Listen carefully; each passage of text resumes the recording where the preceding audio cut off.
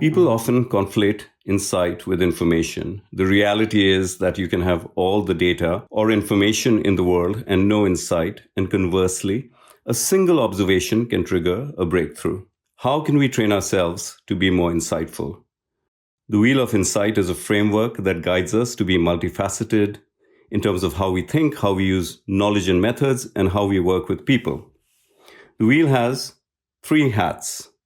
Let's consider the first hat of being a multimodal thinker. For insight, one needs to analyze, empathize, observe, see patterns, and deploy many ways of thinking and feeling. However, there are 3 polarities or tensions that one must navigate to be an effective multimodal thinker. It's like balancing the yin and the yang.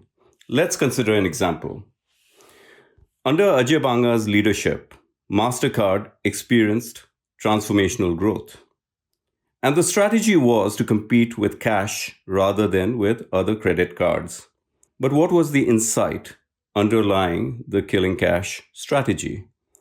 The story goes that Banga, as the CEO of MasterCard, was walking down the company staircase and read the slogan, MasterCard, the heart of commerce.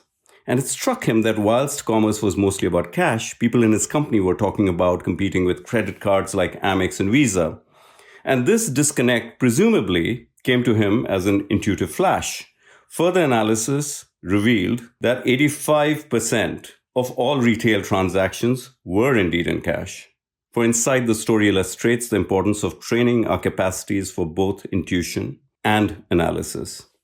Banga then astutely observed the current reality in the world and realized that huge populations were being excluded from the digital economy, and yet could imagine a cashless future that would foster inclusion and create great societal benefits. We must train ourselves to grasp what is really going on and at the same time build our skills to imagine, to visualize what isn't there. Now, most of the objective facts in this case were well known. It is Banga's subjective interpretation in the context of MasterCard that was the basis of the insight. Let's now talk about the second hat of being an experimental craftsman on navigating disciplines, knowledge, and methods. Real-world problems are messy, and they're at the intersection of so many disciplines, often with unclear boundaries. I will draw inspiration here from a story about the discovery of penicillin that I read recently in a book called The Arts of Eminent Scientists by Robert Root Bernstein. Alexander Fleming liked to isolate colored microbes that he could use for painting.